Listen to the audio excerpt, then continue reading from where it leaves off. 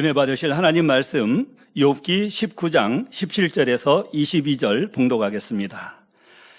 내 숨을 내 아내가 싫어하며 내 동포들이 혐의하는구나. 어린아이들이라도 나를 업신여기고 내가 일어나면 나를 조롱하는구나. 나의 가까운 친구들이 나를 미워하며 나의 사랑하는 사람들이 돌이켜 나의 대적이 되었구나. 내 피부와 살이 뼈에 붙었고 남은 것은 겨우 이꺼풀 뿐이로구나. 나의 친구야, 너희는 나를 불쌍히 여기라. 나를 불쌍히 여기라. 하나님의 손이 나를 치셨구나. 너희가 어찌하여 하나님처럼 나를 핍박하느냐. 내 살을 먹고도 부족하냐.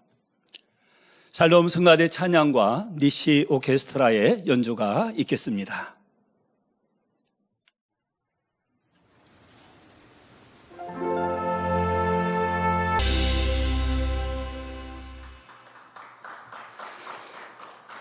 당회장 직무대행 이수진 목사님께서 욥기 강의회 10번째 말씀 증거해 주시겠습니다. 특성으로 영광 돌려주신 심찬미 자매님 감사합니다. 강단 헌화 소개합니다. 헌화자는 3대대 20교구입니다. 성결의 복음으로 변화시켜 새 예루살렘으로 인도하시는 좋으신 아버지 하나님께 감사와 영광을 돌립니다. 크신 권능으로 하나님의 살아계심을 확실하게 증거하시고 진액을 다한 사랑으로 만민을 이끌어주신 당회장님의 희생과 헌신에 감사드립니다. 전 세계 만민의 영혼들을 생명의 말씀과 권능으로 이끌어주시는 직무대행님께도 감사드립니다. 아름다운 주님의 신부로 새 예루살렘을 향해 힘차게 달려가는 20교구가 되겠습니다. 특별한 날을 기념하여 강단 헌화를 드립니다. 네, 감사합니다. 사랑하는 성도 여러분, 지난 시간에는 육과 영의 가치에 대해 말씀드렸습니다. 육은 변질되고 참이 아니기에 육적인 믿음을 영적인 믿음으로 바꾸어야 하며 육적인 사랑을 버리고 영적인 사랑을 해야 한다 했지요. 육적인 신앙생활은 무엇입니까? 내가 이 욕과 같이 형식적인 것들은 할 수 있습니다. 예배도 오고 기도도 하는 것 같고 또 여러분들이 충성하고 심는 것 같습니다. 그러나 아버지 원하시는 영적인 믿음, 영적인 신앙생활은 마음의 할례와 함께 육의 행함들을 함께 이루는 것이죠. 그런데 혹여 육적인 신앙이 돼버리면 마음의 할례는 하지 않고 행함만, 행위적으로 보여지는 것만 열심히 하면서 나 하나님 사랑해요. 나 열심히 신앙생활 하죠. 하고 착각을 합니다. 그러나 하나님은 이럴 때 우리를 사랑하시기 때문에 그렇게 육적으로 열심히 하는 모습은 사랑스러우나 참이 아니니 연단이라는 과정을 통하여 그런데 그 연단이라는 것 어려움이 왔을 때 하나님이 나를 연단하셨다 할 일이 별로 없어요. 왜? 내 성격, 내 안에 죄악으로 인하여 만나지는 어려움이 사실 대부분이거든요. 그렇게 내 유익을 구하고 또 욕심으로 내가 과하게 투자하고 그러다 보면 또 어려움이 왔는데 이걸 왜 하나님이 나한테 안 지켜주시고 연단 주십니까? 할 수 없죠.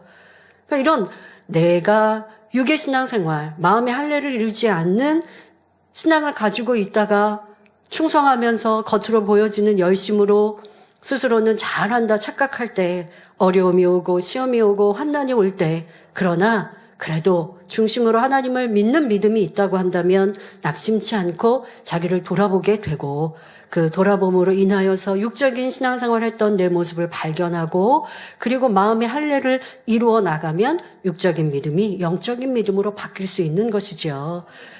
그러기 위해 이 욥은 연단을 받고 있는 것입니다. 또 욥의 연단을 통하여 육적인 사랑의 이 무거치함을 욥은 계속 토설하고 있죠. 자, 여러분들도 이 육적인 삶을, 육의 삶을 살아가다 보면 육적인 사랑에 지치고 힘들고 괴로울 때가 있습니다. 세상 사람이라면 그 안에서 어떻게 해결할 수 없습니다. 그냥 고통받을 수밖에 없고 힘들 수밖에 없어요. 그러나 하나님을 알고 참 영적인 사랑의 가치를 배운 사람들이라고 하면 내 안에 있는 육적인 사랑을 영적인 사랑으로 바꾸기 위해 힘써 노력해야 하죠. 영적인 사랑은 변함이 없고 아름다우며 참으로 가치가 있지만 육적인 사랑은 자기 유익에 맞지 않으면 썩어지고 변하는 가치 없는 사랑임을 말씀드렸습니다. 욥이 풍요로웠을 때 많은 이들에게 소망을 주고 도와주었는데 막상 어려운 처지의 노인이 모두가 욥을 떠나고 아무것도 남지 않았습니다. 형제들이 떠나고 친척들이 욥을 버렸으며 가까운 친구도 그를 잊었습니다. 뿐만 아니라 종들까지 욥을 외인 취급했지요. 이는 바로 육의 사랑이었기 때문입니다. 오늘도 욥의 처지를 살펴보면서 육의 무가치함을 깨닫는 시간이 될 텐데요. 여러분 자신이 욥의 상황 속에 들어가서 내가 욥이다라는 마음으로 말씀을 들어보시기 바랍니다. 내가 욥과 같은 처지에 있다면 과연 어떻게 할 것인가? 과연 이 시험과 환난을 이길 수 있겠는가? 누군가 나를 찌르면 기쁨으로 받을 수 있는가? 욥과 같은 불평이 없이 기뻐하고 감사할 수 있겠는가? 분별해 보면서 들으시면 더 큰 은혜와 깨달음이 될 것입니다. 나도 욥과 같이 행했겠구나. 아니, 더 심했을 텐데 생각하신다면 여기서부터 변화의 시작입니다. 그리고 깨달은 악의 모양과 육의 속성들을 붙잡고 불같이 기도하여 그 죄악이 싫어지고 미워질 때 신속히 벗어버릴 수 있습니다. 하지만 그냥 말씀을 들으면서 머리로 육적인 사랑은 변질되고 무익하니 영적인 사랑으로 바꿔야지 생각한다고 버려지지 않습니다. 여전히 육의 사랑으로 다가오는 이성이나 사람을 보면 위로되고 즐겁지요. 또 내게 힘들고 어려움이 있으면 어떤 사람은 자꾸 육의 사랑을 추구하는 사람들이 있어요. 원체 사람한테 기대는 걸 좋아하는 거죠. 동성일 수도 있겠고 또 대부분은 이성에게 결혼을 했으면서도 내 배우자에게 충족이 안 되면 또 다른 이성에게 이거는 큰 죄죠. 사람의 속성이 그리하는데요. 근데 이런 육의 사랑의 무익함을 안다면 힘들고 어려울 때 자꾸 내 안에 있는 육의 속성이 사람을 찾구나. 육의 사랑에 위로를 받으려고 하는구나. 이거는 연단에 연단을 가중하는 미련한 모습이니 이런 내 모습을 고쳐야지. 여러분들이 내 삶을 뒤돌아보면서 이런 잘못되었던 내 육의 선택들 깨닫고 그리고 내가 왜 그렇게 선택해서 더 구렁텅이로 빠졌을까? 그리고 욥이 지금 그리하고 있구나. 욥이 육의 사랑의 무익함을 깨닫는 게 아니죠. 그냥 욥은 자기의 형편을 불평 원망하고 있어요. 그런데 우리는 더 지혜롭게 그 안에서 바로 육의 무익한 모습, 육의 사랑이 얼마나 헛된 것인지를 여러분들에게 교훈을 주고 계시잖아요. 그러면 자신에게 적용해서 그래, 내가 추구하는 이 육의 사랑이 얼마나 쓸데없는 것인가. 그러니 이제 사람에게 기대하고 사람에게 의지하는 게 아니라 전능하신 하나님만을 바라보리라.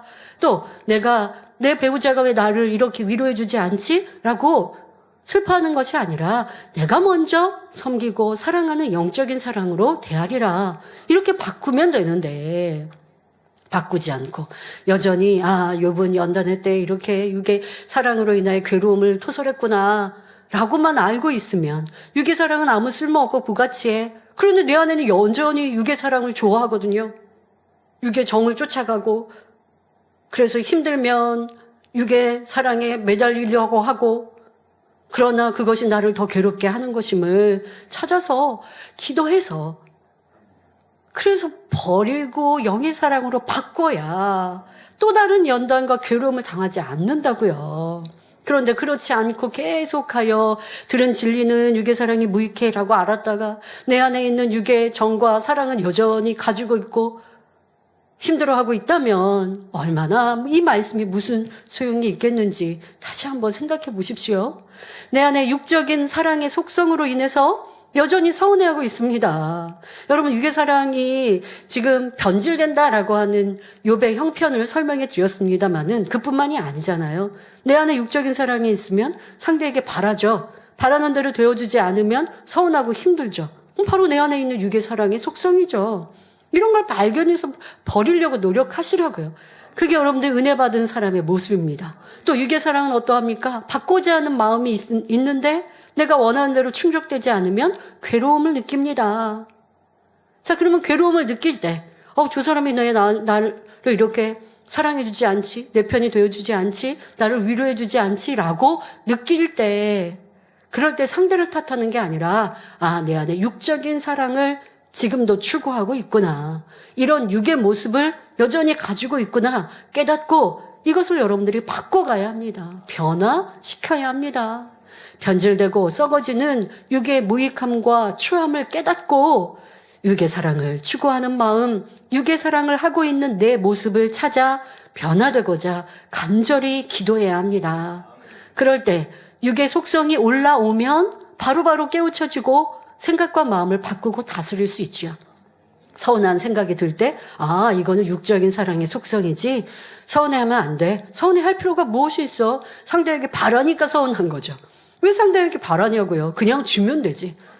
주고 바라지 않으면 서운할 게 없잖아요.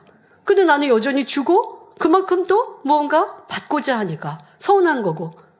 예전에는 서운해도 상대만 탓했지 내 안에 육적인 모습인 걸 깨닫지 못했지만 이런 말씀을 듣고 나면 이제 깨달으셔서 이런 모습이 육의 사랑을 추구하는 모습이고 변화돼야겠다. 그리고 그걸 놓고 기도하면 아버지 하나님 제 마음에 서운함이 있는데 이거 버리기 원합니다. 기도하면 육이 영으로 바꿔지는 것이라고요. 그리고 여기에 주님 사랑, 아버지 하나님의 사랑, 진리로 채우면 육의 사랑이 아니라 영의 사랑을 하는 영의 사람으로 변화되는 것입니다.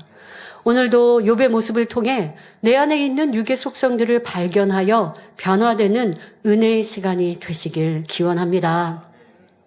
벌써 욥기 강의 50번이 됐습니다. 여러분들이 이 말씀을 들으며 시작할 때와 지금의 내 모습에 무언가 변화가 되었는지 그냥 머리로만 알고 있는 욥기의 내용을 그냥 주제를 알고 있는 것만이 아니라 나에게 어떠한 변화로 이 욥기가 다가왔는지 생각해 보시고요. 그래야지 못했다면 나는 맨날 진리를 들어도 수박 겉핥기처럼 신앙생활을 하면 그게 바로 육의 신앙생활이라고요. 그게 육의 사람이라고요. 은혜 받고 똑같이 변화 안 되고 그냥 똑같이 그 모습 그대로 나는 그래야 육적인 신앙생활을 하고 있으면 욥의 연단이 내게 계속 올 터인데 안 되지 하고 이제 변화의 열매로 맺혀가시기를 바랍니다. 욥기 19장 17절 본문에 욥은 내 숨을 내 아내가 싫어하며 내 동포들도 혐의하는구나 말합니다.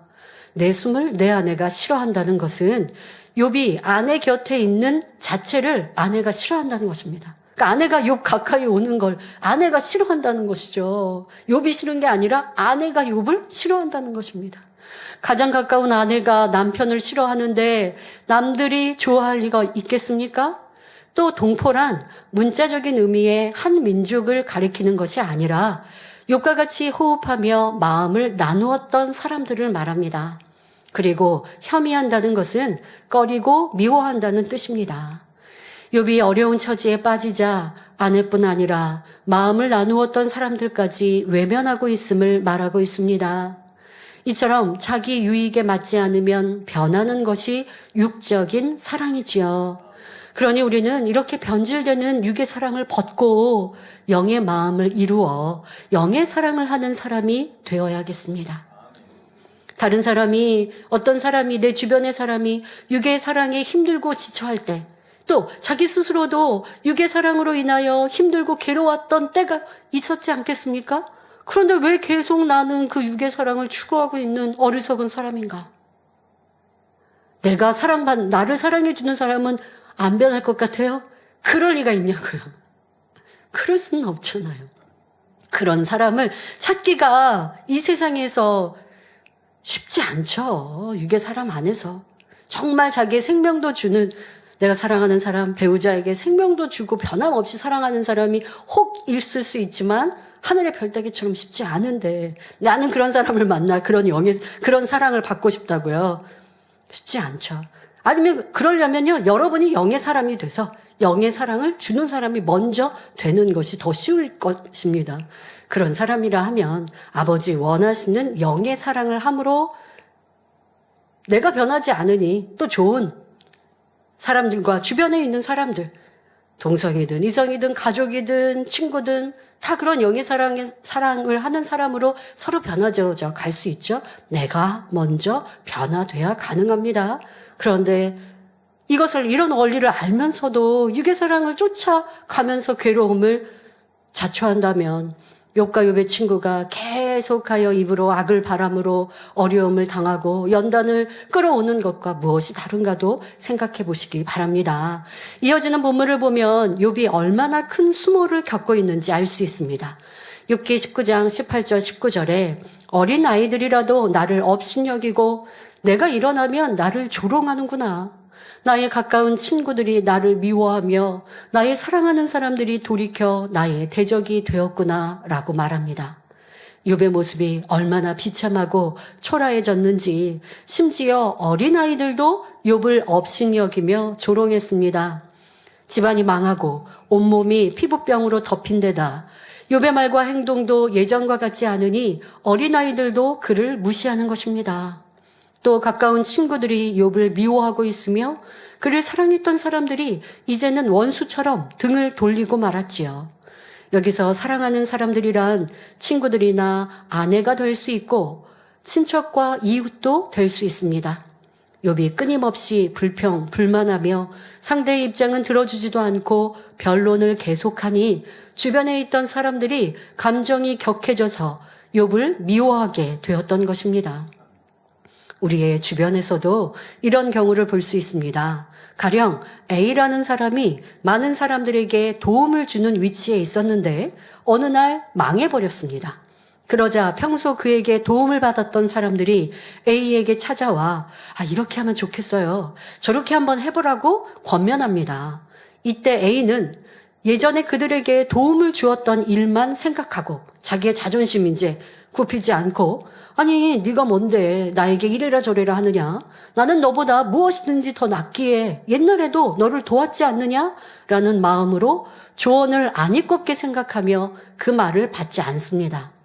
그럴 때 권면을 해준 사람은 서운함이 틈타서 아니 없는 주제에 잘난 척한다. 자기가 옛날처럼 잘 나가는 줄 아나? 이제 이렇게 생각하면서 비아냥하고 또 서운한 마음 이런 마음으로 원수처럼 돌아서 버리는 경우를 볼 수 있습니다. 하지만 이런 때라도 상대가 나의 권면을 받아들이지 않는다 해도 예전에 내가 받았던 은혜를 끝까지 잊지 않아야 하는데 대부분의 사람의 마음이 그렇지 않습니다. 나는 좋은 마음으로 말했는데 상대방이 나를 무시하면서 듣지 않고 내가 전에 너보다 내가 더 잘났는데 지금 내가 조금 어렵다고 나한테 이렇게 조언을 해? 자, 이런 모습으로 나온다 할지라도 서운해할 것이 아니라 내가 전에 받은 은혜를 기억하여서 지금 조언을 듣지 않으니까 더 이상 말하진 않겠지만 그래도 내가 도울 수 있는 길이 무엇인가를 찾는다면 그는 세상 사람이라 할지라도 하나님께서 선하게 보시고 좋은 길로 또 구원받는 길로 인도해 주시지 않겠습니까? 그럼 하나님을 믿는 사람들이라면 룻의 도리를 쫓는 선을 말씀을 드렸지만 이렇게 내가 은혜 받은 사람에게 도리를 쫓아 행할 때 그것이 변함이 없을 때 하나님께서는 그런 사람들을 기억하시고 넘치는 복을 주신다고 말씀드렸지요. 그런데 욥의 친구들이나 일가 친척, 이웃들은 지금 욥에게 그렇지 못하고 도리를 쫓지 못하고 예전에 받았던 은혜를 저버리고 지금 반대로 이렇게 욥에게 대하고 있는 것입니다. 그러니까 친구들도 욥에게 좋은 말이라고 조언이라고 했는데 욥이 듣지 않으니까 아니 지가 전에 잘 나갈 때만 생각하나 보지 하고 도리어 서운해하고 더 악한 모습으로 나오고 있습니다. 그러나 이들을 대하는 욥의 모습도 옳지 않습니다. 자신의 처지를 변명하려고 하지 말고 상대보다 내가 더 낫다는 마음도 버리고 권면을 달게 받을 수 있어야 하는데 오히려 교만한 말로 대하니 상대로부터 조롱과 멸시가 점점 더해지는 것입니다. 우리는 연단 중 낮아질 때 현실을 인정하고 지적과 권면을 달게 받는 것이 깨끗한 마음이며 감사함으로 돌이킬 때 복을 받을 수 있는 마음임을 알아야 합니다. 성경을 보면 선지자들이 왕을 지적할 때 변명하는 사람은 더 큰 진노를 받아 하나님께 버림받는 것을 볼 수 있습니다. 자, 그런데 반대인 경우에는 도리어 축복으로 바뀌죠. 자, 하나님 지적을 받았는데 받지 않고 내가 나를 더 높여달라고 하는 사람은 버림을 받았습니다. 대표적인 예로 사울왕의 경우를 들 수 있습니다. 사무엘상 15장을 보면 사울 왕은 자신의 잘못을 지적받았을 때 이를 인정하지 않고 변명하기에 급급하였습니다. 하나님께서는 사울 왕에게 아말렉을 쳐서 그들의 모든 소유를 남기지 말고 진멸하되 남녀와 소아와 젖먹는 아이와 우양과 약대와 나귀를 죽이라고 명하셨습니다. 그런데 사울 왕은 아말렉 왕을 죽이지 않고 사로잡았으며 기름지고 좋은 양과 소는 남기고 가치 없고 낮은 것만 진멸하였지요. 이에 사무엘 선지자가 불순종한 것을 책망하자 사울은 좋은 것으로 하나님께 제사 드리기 위해 그랬다고 변명합니다. 또 백성들이 원해서 그랬다고 불순종한 이유를 백성 탓으로 돌립니다. 사무엘상 15장 20절 21절에 사울이 사무엘에게 이르되 나는 실로 여호와의 목소리를 청종하여 여호와께서 보내신 길로 가서 여러분 지금 이 상황은 뭐냐? 앞서 사무엘 선지자가 지금 사울 왕이 불순종했다고 지적을 했어요. 왜 왕을 잡아오고 하나님의 말씀에 따라 진멸하라 했는데 왜 그래야지 않았냐고 지적을 해주셨는데 사울 왕이 뭐라고 그래요? 나는 여호와의 말씀을 청정해서 여호와께서 보내신 길로 갔다. 이게 말이 됩니까 여러분? 불순종했다고 지적을 받았는데 아니 저는 순종했는데요 하고 있어요. 사람들 중에는 지적을 받고 권면을 받았는데 내가 예를 들어 10가지 중에 한두 가지, 3-4가지는 순종하고 나머지는 불순종했어요. 근데 불순종한 걸 지적하잖아요. 그러면 나 이거 한두 가지, 3-4가지 이건 잘하지 않았어요? 이게 권면받고 지적받는 자세가 아니잖아요. 그런데 지금 사울 왕은 그것도 아니에요. 불순종한 거예요. 단지 하나님이 가서 아말렉을 치라라고 하셨을 때 그 길로 갔다고 나는 하나님의 말씀 여호와의 목소리를 청종해서 그렇게 순종했다라고 얘기 시작 자체를 틀리게 하고 있습니다. 그러면서 말합니다. 아말렉 왕 아각을 끌어왔고 아말렉 사람을 진멸하였으나 다만 백성이 그 마땅히 멸할 것 중에서 가장 좋은 것으로 길갈에서 당신의 하나님 여호와께 제사하려고 양과 소를 취하였나이다 라고 말합니다. 이뿐 아니라 백성들 앞에서 자신을 높여달라고 사무엘 선지자에게 간청하였지요. 진정 자신의 잘못을 인정하는 사람이라면 하나님 앞에 철저히 회개하는 것은 물론 사람들 앞에서도 용서를 구하며 겸손하게 낮아질 것입니다. 그런데 사울 왕은 자신의 잘못을 인정하기는커녕 핑계만 댔지요. 결국 하나님께서는 돌이키지 않고 불순종을 거듭하는 사울 왕을 버리기로 작정하십니다. 다음으로 북이스라엘 아합 왕의 경우를 들 수 있습니다. 당시 북이스라엘은 왕비 이세벨이 들여온 우상 바알이 전국에 퍼져 우상 숭배가 만연했습니다. 우상 숭배는 하나님께서 십계명에 엄히 금할 정도로 매우 싫어하시는 죄입니다. 이에 하나님께서는 엘리야 선지자를 통해 이스라엘에 수년 동안 비가 오지 않을 것을 예언케 하셨지요. 그런데도 아합 왕은 회개하고 돌이키는 것이 아니라 오히려 엘리야 선지자를 심히 미워합니다. 하나님의 말씀 이렇게 죄에 대해 책망하시고 지적하시고 그래서 그 죄로 인하여 이러한 재앙이 임할 것이다. 엘리야 선지자는 하나님의 뜻과 말씀을 대신 전하였잖아요. 그런데 악한 사람은요, 육의 사람은요, 그런 진리의 말씀을 전할 때 받지 않으니까요, 그 말을 전하는 사람도 미워하고 싫어해요. 여러분들은 그렇지 않은지 한번 살펴보셔야 합니다. 누군가 나에게 진리로 권면할 때 내가 그 말도 기쁨으로 듣고 그렇게 말해준 사람도 감사한 마음으로 고맙게 생각하는지 아니면 자신은 얼마나 잘났다고 하면서 미워하고 싫어하고 있다면 이러한 하나님의 권면과 책망을 듣지 않아 도리어 사망으로 재앙으로 빠질 수 있음을 깨달아야 합니다. 자, 이 왕과 왕비는 어떠합니까? 비가 오지 않는 것은 왕과 왕비로 인하여 우상 숭배가 만연해진 까닭인데 자신들의 잘못이라 생각하지 않고 엘리야가 그렇게 말해서 엘리야가 이렇게 저주의 말을 해서 그래서 지금 비가 오지 않았다. 엘리야 때문이라고 탓하며 엘리야를 죽이려고 했습니다.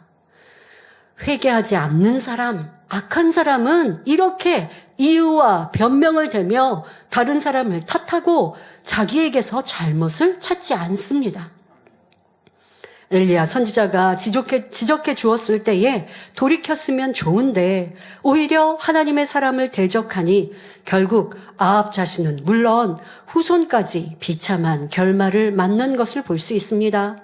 다음으로 남유다의 아사왕은 어떠했습니까?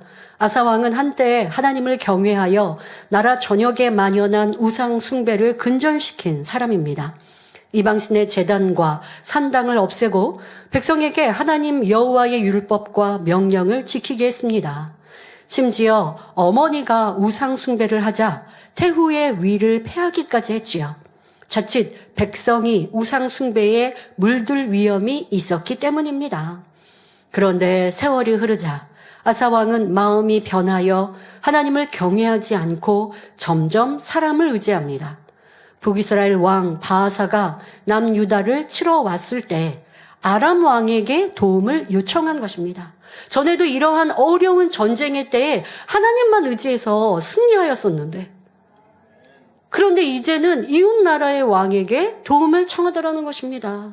이 일로 선견자, 선지자 하나니에게 크게 책망을 받았지만 아사왕은 돌이키기는커녕 그를 옥에 가두며 백성을 학대하였습니다. 이렇게 하나님을 저버린 아사왕은 제위 39년에 발에 병이 들고 맙니다. 병이 나서 고통당하는 중에도 그는 하나님께 의뢰하기보다 의원들에게 도움을 구합니다. 결국 병이 난 지 2년 만에 치료받지 못하고 세상을 떠났지요. 믿음의 행함이 없으며 하나님에게 구하지 않으니 전능하신 하나님께서도 아무런 역사를 베풀지 않으신 것입니다. 이와는 반대로 선지자의 권면을 받았을 때 감사와 겸비함으로 받은 사람은 하나님께 축복을 받았던 것을 볼 수 있습니다. 다윗 왕은 안목의 정력으로 인해 우리아의 아내인 밧세바를 취했습니다. 밧세바가 잉태하자 다윗은 이를 숨기기 위해 그녀의 남편인 우리아를 전쟁터에서 불러들여 집으로 들어가라 말합니다. 자신과 육체를 행하여 지금 여자가 임신을 했어요. 근데 그 여인의 남편은 전쟁터에 나가서 나라를 위해 전쟁을 치르고 있는 용사였단 말이에요. 그러니까 집을 비운 상황에 지금 그렇게 남의 아내를 취한 것이죠.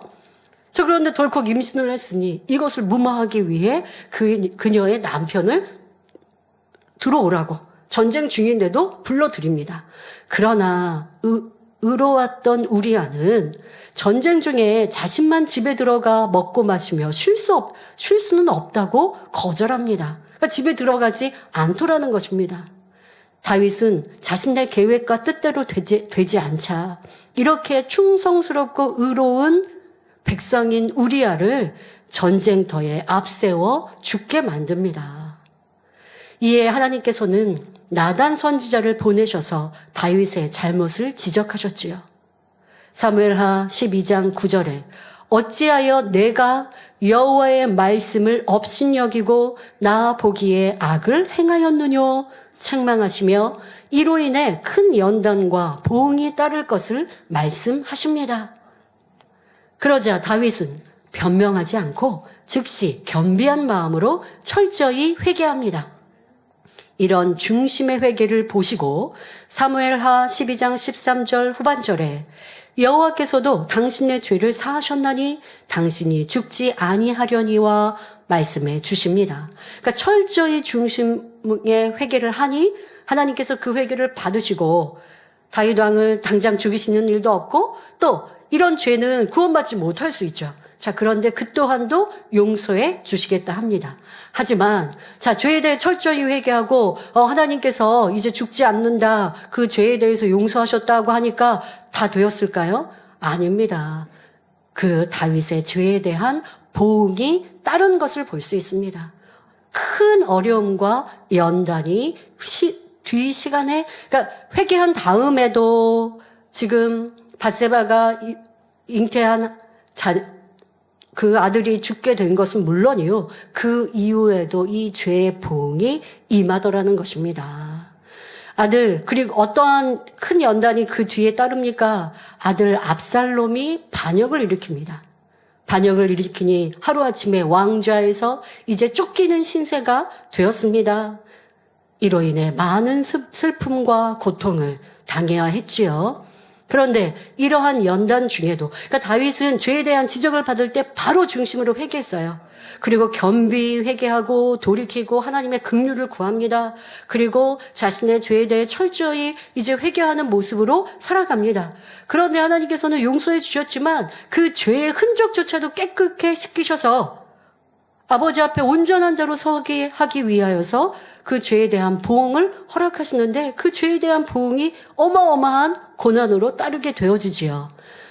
그러니까 왕이었는데 아들이 신하가 반란을 일으킨 것도 아니요. 내 아들이 반란을 일으켰고 많은 수치를 당하게 됩니다. 그래서 이러한 연단을 받는 중에 다윗은 누구도 탓하지 않고 철저히 자신을 낮추며 이 또한도 감사함으로 받아 나가더라는 것입니다. 이것이 중심의 회개를 한 사람이죠. 나 전에 회개했는데 하나님이 용서해 주셨는데 나 왜 이런 어려움에 왔나가 아니죠. 내가 받을 걸 받는 거다. 이를 통하여 하나님이 나를 더 온전케 하시는 거나 하고 감사한 마음으로 이 연단을 받더라는 것입니다. 압살롬의 반역으로 도망하던 중 시므이라는 백성 중 시므이라는 이가 다윗 왕과 신복들을 향하여 돌을 던지며 저주하였습니다. 그러니 다윗의 장수가 그를 죽이겠다고 하지요. 아무리 다윗 왕이 지금 쫓기는 신세가 되어도 장수들이 또 함께하는 이들이 있는데, 그런데 그렇게 악한 백성이 지금 다윗 왕을 저주하니 장수가 참지 못하고 내가 저를 죽이겠다고 하죠.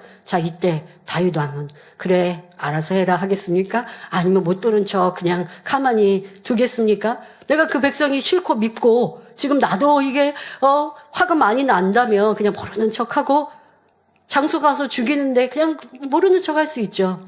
그러나 다윗 왕은 그리하지 않습니다. 사무엘하 16장 10절에 저가 저주하는 것은 여호와께서 저에게 다윗을 저주하라 하심이니 내가 어찌 그리하였느냐 할 자가 누구겠느냐 하며 그를 그냥 두라 말합니다.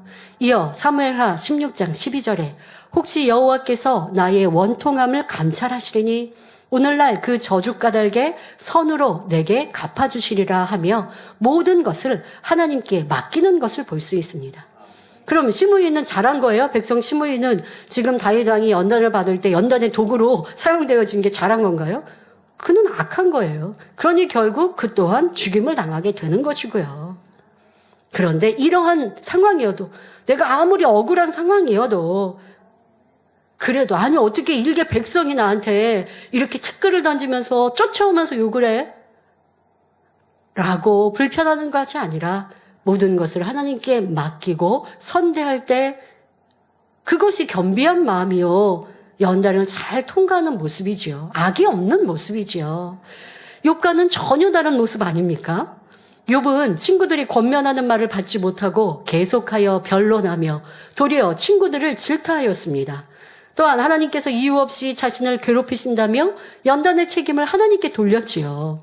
하지만 다윗은 혹독한 연단을 받았을지라도 겸비한 자세로 임하니 모든 죄를 사함받음은 물론 연단을 통해 더 깊은 선과 사랑으로 들어갈 수 있었던 것입니다.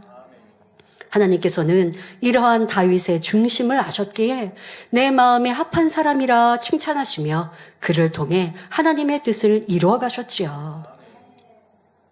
그러니 이 다윗의 연단의 때도 보면요. 연단을 받을 때 다윗을 배신하고 압살롬의 편에 선 사람도 있습니다. 다윗의 신복이었는데도 다윗이 지금 순간 어려움을 당하니까 지금 왕위에서 쫓긴 바 되어지고 압살롬이 지금 왕이 되는 상황이니까 이게 하루아침에 이렇게 돼버린 상황이니까 다윗을 배신하고 압살롬 편에 선 사람도 있습니다. 또 반대로 그리하지 않고 절대로 배신하지 않고 어려움 중에도 다윗 왕을 쫓아서 같이 피난을 가거나 도망치는 신하들도 있었고 어떻게 하든 다윗을 돕고자 하는 이들도 있었고 결국 하나님께서는 누구 편에 서셨습니까? 다윗의 편에 서셨고 다윗을 배신하는 이는 그 결말이 비참하였고 다윗을 돕고 함께했던 이들은 높임을 받는 것을 볼 수 있습니다. 여러분들이 매사의 모든 것에 하나님 중심, 진리 중심, 선과 악의 중심으로 살피고 결정하는 사람이 되어야 하겠습니다. 매사에 나의 부족함을 인정하고 지적을 달게 받으며 겸손한 마음으로 발전시키려고 할 때 하나님께서 은혜 주시고 존귀한 사람으로 변화할 수 있도록 이끌어 가십니다. 앞서 예를 든 사울왕과 아합왕, 아사왕 이 세 사람과 다윗왕을 비교해 볼 때 그 마음씀이나 그릇이 전혀 다른 것을 볼 수 있습니다. 우리는 어느 누가 권면하고 지적한다 할지라도 자신의 부족한 점과 잘못을 인정할 수 있어야 합니다. 지적하는 상대가 윗사람일 때는 물론이고 동료나 아랫사람이라 할지라도 고마워하며 잘못된 부분을 고치려고 노력해야 하지요. 저 사람이 나를 미워해서 지적한다. 내게 감정이 있어서 그렇다라는 생각을 한다면 발전할 수가 없습니다. 나를 권면하고 지적해준 사람 때문에 나의 부족한 점을 발견하여 변화될 수 있음에 오히려 감사할 수 있어야 하지요.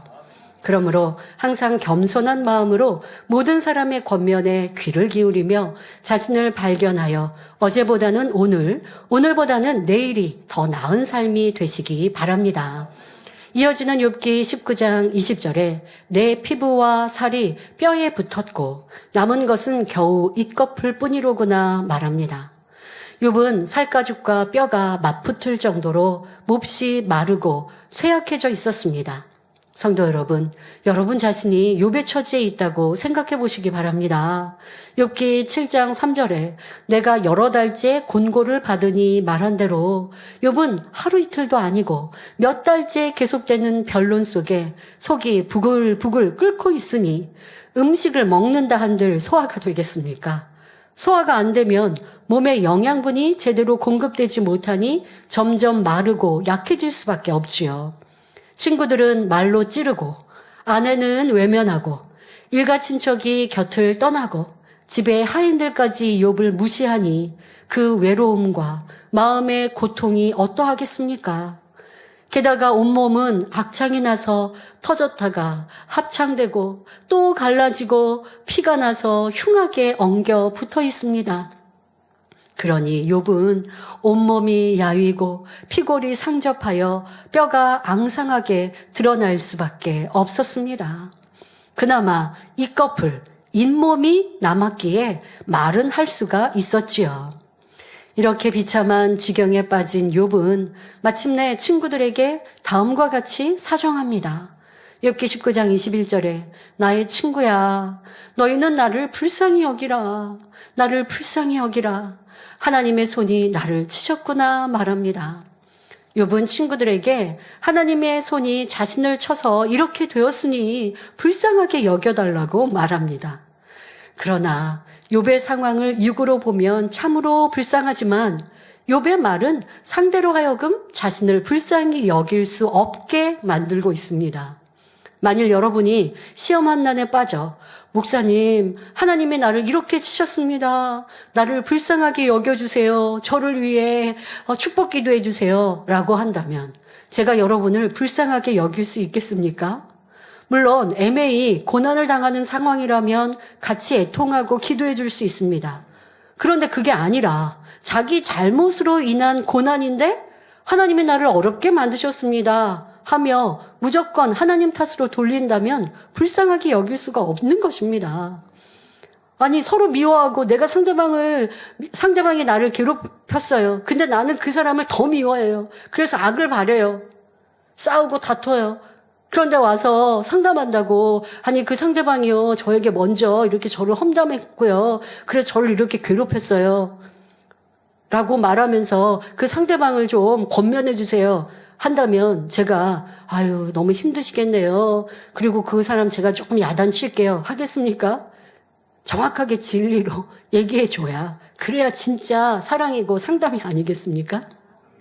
그런 분들에게 아유 참 안 됐군요. 힘드시겠군요. 라고 위로해 주고 불쌍히 여긴다고 해서 문제가 해결되는 것이 아닙니다.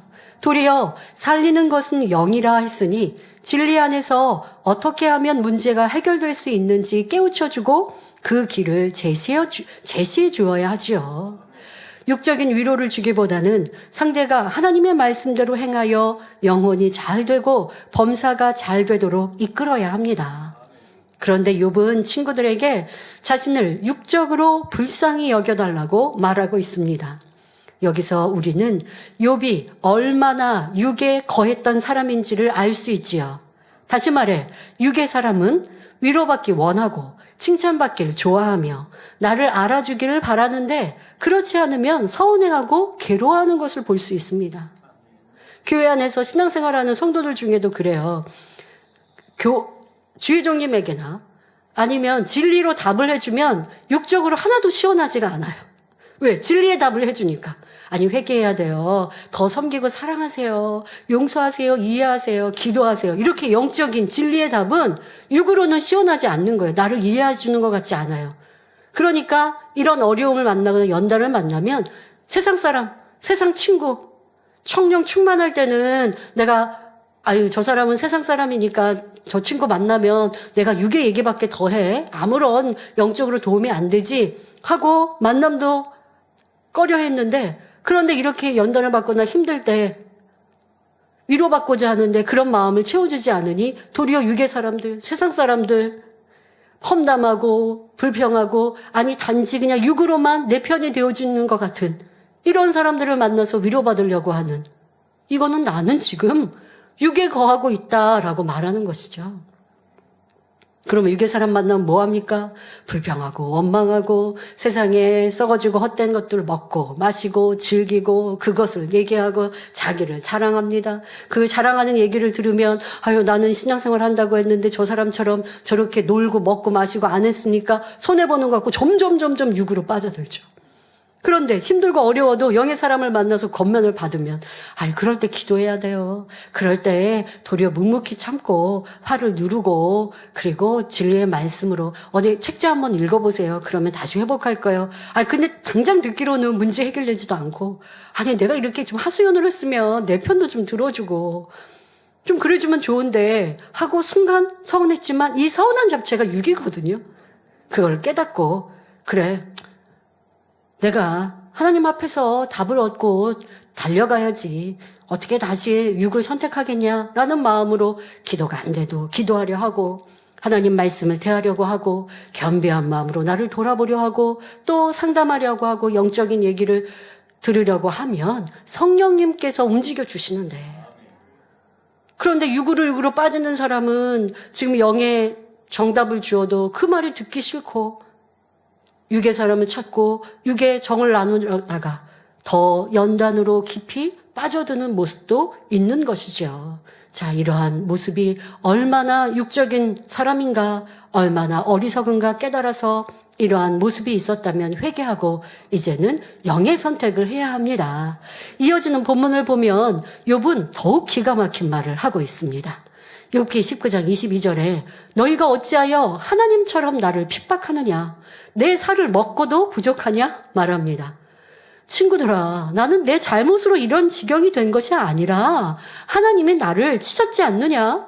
그런데 너희들도 하나님처럼 나를 핍박하느냐 말하는 것입니다. 하나님이 자신을 핍박하는 것으로 단정하고 있을 뿐 아니라 친구들의 말도 핍박이라고 표현하고 있습니다. 너희가 내 살을 먹고도 부족하냐 하는 말은 너희들의 핍박 때문에 내 살이 이렇게 마르고 있는데 아직도 성에 차지 않느냐 이런 의미입니다. 욥은 친구들이 하는 말을 소화시키지 못하고 격노하였으므로 그 말이 핍박으로 들렸습니다. 친구들로부터 욥 너는 악하다, 나쁘다, 못됐다 지적하고 찌르는 말들을 쉼 없이 듣고 있으니 욥의 심정이 오죽했겠습니까?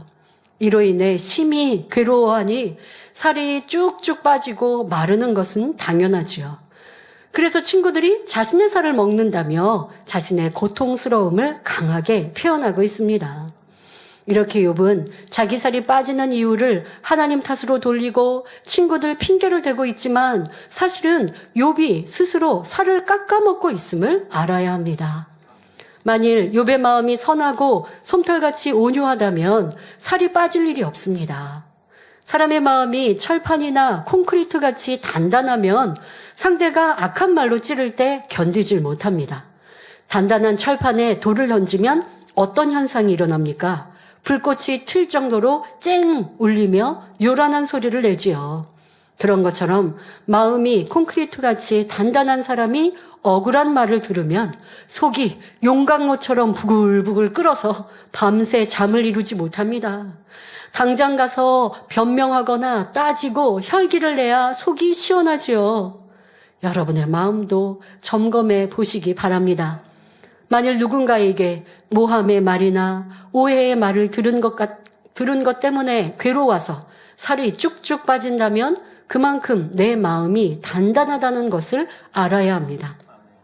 그런데 요즘에는요, 우리가 잘 먹고 살 수 있는 이런 현대사회에서는 반대인 경우가 있어요. 상대의 말이 나에게 스트레스가 되거나 환경이 스트레스가 되면 도리어 먹어가지고 붓거나 찌는 이런 현상들도 있거든요. 그러니까 지금의 이 말은 뭐예요? 상대의 말이나 환경 때문에 내가 스트레스가 이렇게 과하다. 내가 이렇게 힘들고 괴롭다라는 거. 여러분들이 힘들고 괴로웠던 나타나는 현상은 뭐 각기 다르겠습니다만은 그런 내 형편에서 나는 어떠했는가? 나 때문이라 생각했는가? 아니면 저 사람 때문에, 이 환경 때문에, 누구 때문에, 직장인 내 상사 때문에, 내 배우자 때문에, 내 자녀 때문에 내가 이렇게 괴로워, 힘들었어 생각했다면 욥과 다를 바 없다는 것입니다. 바로 내 마음이 단단해서 누군가의 말과 행동으로 스트레스를 받고 괴로움을 느꼈다는 것이죠. 반대로 솜털에 돌멩이를 던지면 포근하게 감싸 안아 버리기 때문에 소리가 나지 않습니다. 이와 마찬가지로 우리의 마음이 솜털처럼 온유하고 선하면 누구와도 부딪히는 소리가 나지 않습니다. 아무리 돌 같은 마음을 가진 사람이 내게 부딪혀와도 사랑과 덕으로 감싸버리니 소리가 나지 않지요. 상처나 고통을 받지 않으니 잠도 잘 자고 잘 먹고 소화도 잘 됩니다. 이래도 저래도 기쁘고 감사하며 아버지 사랑으로 충만하고 천국 소망으로 가득하니 살이 빠질 리가 없는 것입니다. 그러므로 우리는 솜털 같은 마음을 소유하되 상대에게 고통을 주는 말을 해서 상대의 살을 빼는 사람이 되어서도 안 되겠습니다. 욥은 친구들의 말을 받을 수가 없어 살이 마르고 있는데 친구들은 여전히 말을 계속하고 있으니 무슨 소용이 있습니까? 상대의 말을 받지 못하는 사람도 문제이지만 그에게 계속 지적의 말로 고통을 주는 사람도 옳지 않음을 알아야 합니다.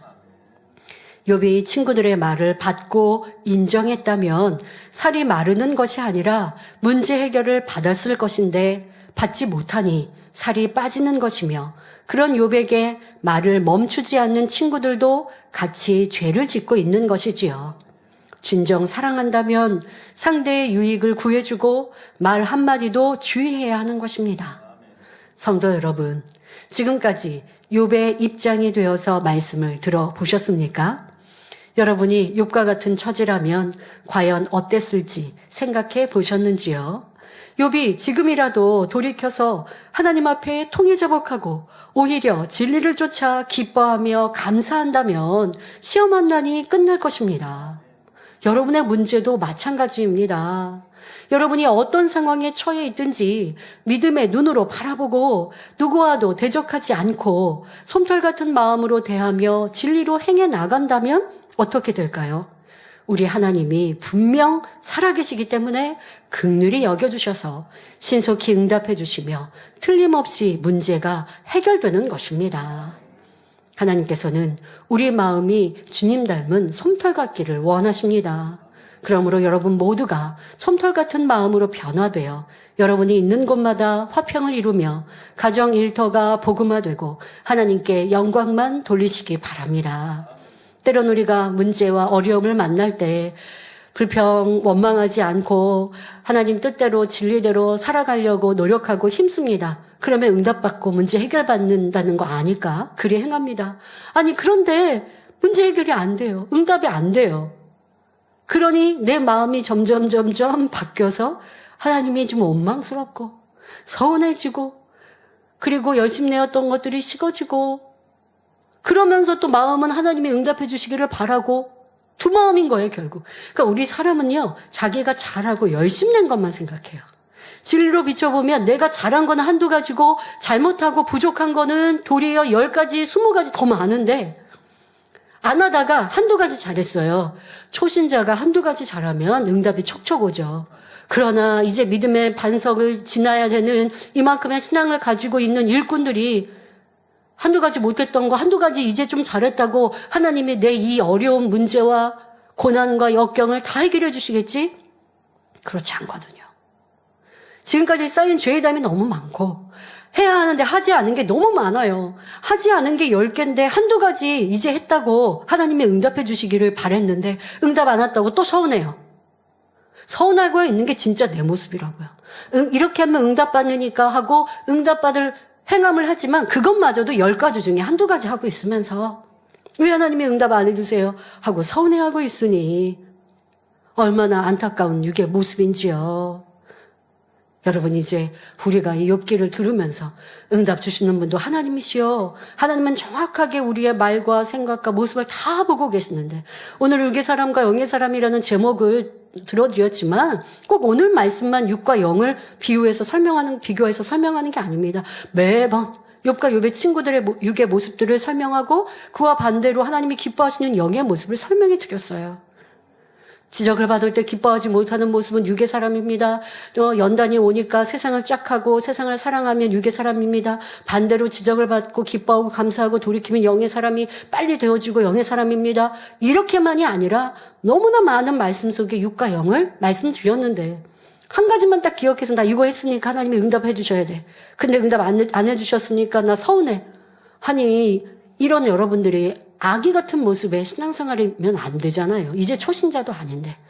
여러 가지에 왜 응답받지 못하는지 매번의 말씀 속에 답을 드리고 있는데 이 욥기를 통하여 내게 있는 어떤 어려움과 문제도 나를 다 변화시키시는 아버지의 사랑으로 느끼시고 잘못된 것, 부족한 것을 발견하여 회복하는 여러분 모두가 되시기를 바랍니다. 결론을 말씀드립니다. 사랑하는 성도 여러분, 오늘은 욥의 모습을 통해 지적이나 권면, 책망을 받을 때 어떤 마음과 자세로 임해야 하는지 살펴보았습니다. 육의 사람은 상대가 나를 알아주고 위로해 주길 바라는데 그렇지 않으면 서운해한다 말씀드렸지요. 욥은 친구들과 주변 사람들을 원망하며 친구들의 권면과 질타로 인해 자신의 살이 빠지며 고통을 당한다 말하였습니다. 하지만 이는 육의 사람의 모습을 여실히 보여주는 것입니다.